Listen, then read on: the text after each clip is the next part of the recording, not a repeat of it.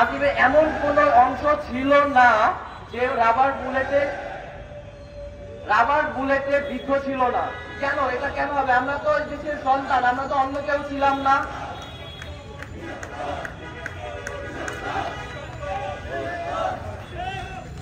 আর একটা কথা বলতে চাই আমি, যে আমার চোখে ওই সময় একটা ব্যাপার খুব সম্মুখে এসেছে যে বিজিবি প্রধান উনি এখনো বহাল আছেন।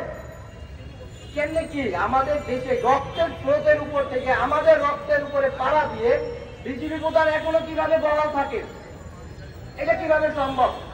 আমি আসিফ ভাইয়ের সাথে কথা হয়েছে, নাইম ভাইয়ের সাথে কথা হয়েছে, বিজিবি প্রধান কিভাবে উনি শেখ হাসিনাকে একটা কথা বলছিলেন, আমি যতটা জানি, আপনি দেশ থেকে পালাবেন না, আমি আছি, আর একটা ঘন্টা দেন, বুলেট চালালে সব ধ্বংস করে দিব, পুরো বিজিবি ঢাকা শহর পরিষ্কার করে দিবে। সেই বিজিবি প্রধান কিভাবে এখনো পূর্ণবহাল থাকে? আমার শুধু একটা প্রশ্ন, যে বিজিবি প্রধানমন্ত্রী শেখ হাসিনা স্বৈরাচারী শাসক, তাকে বলেছেন যে আপনি আপনার দেশ থেকে পালাবেন না, আপনি দেশ ছাড়বেন না, সেই বিজিবি প্রধান এখনো কিভাবে পূর্ণবহাল থাকে?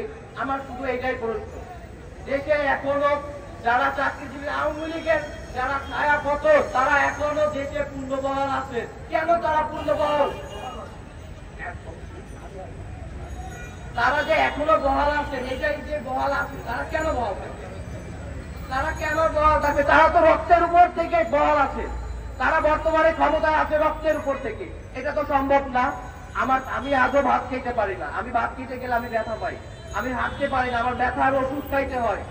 আর সেই যন্ত্রণা ভোগ করে যারা আমার এই রক্ত জড়াইছে, যারা এত প্রাণ তাজা প্রাণ ছেড়ে দিচ্ছে, তারা কেন এখনো ক্ষমতায়? তারা কেন এই ছায়াগুলো, এই যে কালো ছায়া, এখনো কালো ছায়া আমার দেশের উপর থেকে চায় নাই। আমার দেশ স্বর্গের চেয়ে প্রিয়।